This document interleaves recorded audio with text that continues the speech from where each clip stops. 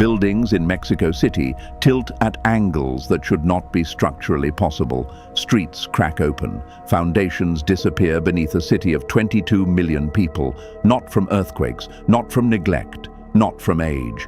Every liter of water this city drinks pulls the ground from beneath it. Mexico City is not being destroyed by an external force. It is sinking because it is alive. And that is not a metaphor. The mechanism underneath this city is geological, physical, and irreversible. Most people think this is a story about bad infrastructure, failed governance, or a city that grew too fast. It is not. It is a story about a city built on the wrong material, and then kept alive by consuming that material from the inside. Mexico City's survival mechanism is its destruction mechanism. The water that keeps it alive is the water pulling its ground away. If Earth and Empire is new to you, this is what we do here. We find the physical mechanism underneath the story everyone else is telling. To understand why Mexico City is sinking, you have to start below the city.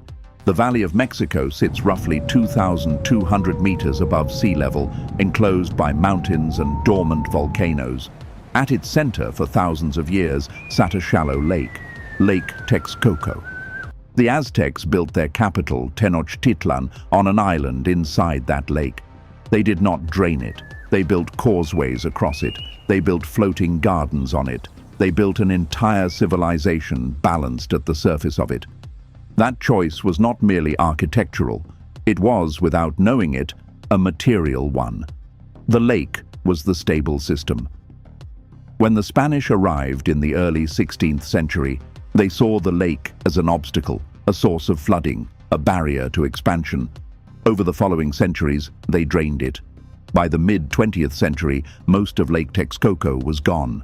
What the drainage exposed was not solid ground. It was lacustrine clay, fine water-laden sediment deposited over thousands of years beneath a lake. This clay was not rock. It was not bedrock. It was not a foundation in the ordinary sense. It was a saturated sponge of mineral particles and water. And Mexico City built upward on top of it: roads, cathedrals, subways, airports, water pipes, apartment blocks, government buildings, a modern capital standing on the compressed memory of a lake. At the surface, the story looked like urban expansion. Underneath, it was a delayed mechanical reaction. The city did not simply occupy the lake bed, it loaded it. The trap begins with water. Mexico City needs enormous quantities of it every day. But the valley has no easy exit. No large local river can simply supply a megacity of this scale. So the city drinks from below. Wells pull groundwater from the aquifer beneath the basin. That water is not separate from the ground. It is part of the structure holding the clay open. Clay that is saturated holds its shape because water pushes outward from inside it. Remove that water and the particles move closer together. The layer compacts. The surface drops. The ground loses elevation permanently. This is the hidden mechanism. Groundwater pumping compresses lacustrine clay. Once compressed, it does not recover. Think of a wet sponge under a heavy stone. As long as water remains inside, the sponge holds some volume. But if the water is squeezed out, the sponge collapses thinner. And if the sponge is made of lake clay under a city, it does not spring back. That is what Mexico City has been doing to itself for generations. It pumps water to survive. The pumping lowers pressure underground. Lower pressure lets the clay collapse. The collapsing clay lowers the city. Then the city needs more infrastructure to survive the lowering ground. More pumps, more repairs, more wells, more water systems. The survival system becomes the destruction system. This is why the phrase "sinking city" is too soft. It makes the problem sound passive, as if the city is simply settling with age. But Mexico City is not just sinking. It is consuming its own support. The numbers make the mechanism visible. Some districts have dropped by meters over the last century. In the worst zones, the ground can sink by tens of centimeters per year. This is not a slow cinematic metaphor. It is measurable vertical loss. You can see it in tilted buildings. You can see it in cracked streets. You can see it in broken pipes and warped foundations. But the most revealing proof is the drainage system. When Mexico City was built on a lake bed, flooding was always a danger. So engineers built canals and tunnels to carry water away from the basin. The most famous was the Grand Canal. It was designed to use gravity. Water was supposed to flow out. But as the city sank, the canal sank with it. Parts of the drainage system lost their slope. In some places, the system no longer worked the way it was designed to work. The city had to pump water out of a sinking city. That is the trap. The ground sinks because groundwater is pumped out. Then the sinking makes drainage harder. Then the city must rely on more pumping to stay dry. It pumps water from below to drink. It pumps water from above to avoid flooding. The same city is fighting both thirst and water at the same time. That is the double pump dependency. This is not merely infrastructure failure. It is geometry turning against the city. A drainage system only works if elevation works.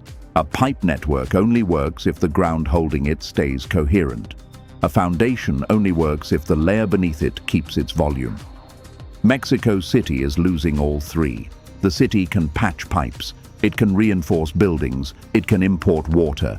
It can build tunnels. But every repair is happening on a surface that continues to move. That movement is not random. It follows the old lake bed. The places built on deeper lake clay sink faster. The old geography is still controlling the modern city. This is the old signal reawakened. The Aztecs did not build on the lake because they failed to understand land. They built with water because the lake was the stable system. The Spanish and modern city tried to turn the lake bed into solid ground, but the ground remembered what it was. And now the city is paying for that mistake in elevation. The aquifer beneath Mexico City is being drawn down faster than rainfall can recharge it. In a functioning hydrogeological cycle, groundwater is slow replenishment. Rain falls. It percolates through soil over years, even decades. It reaches the aquifer on geological timescales. Mexico City draws from it on the timescale of 22 million people every single day. The recharge rate cannot keep pace. And even if the city sharply reduced groundwater dependence tomorrow, the clay would not reset. Pipeline projects can bring water from distant watersheds. They cannot uncompress the ground. There is no restoration. The ground does not bounce back. The buildings that have already tilted stay tilted. The pipes that have already cracked stay cracked. The drainage infrastructure already below its design elevation stays below it. The physical loss has become part of the city's operating condition. This is why the story matters beyond Mexico City. Many of the world's most important urban systems are built on compressible ground. River deltas, former lake beds, coastal sediments, reclaimed land, Shanghai, Jakarta, Bangkok, New Orleans. The physical logic is similar in each case. Growth demands water. Water extraction compresses the substrate. The substrate cannot restore itself. The infrastructure built on it inherits that compression as a permanent condition. But Mexico City may be the most legible case of all. Because the speed is visible. Because the scale is undeniable. Because the trap was not hidden. It was measured, documented, and watched in real time. And still the city continued growing, continued pumping, continued sinking. When a civilization builds faster than its physical foundation can sustain, the problem does not announce itself early. It announces itself when buildings begin to tilt, when roads crack open overnight, when a cathedral shifts sideways by an inch a year, when a drainage canal begins running the wrong direction.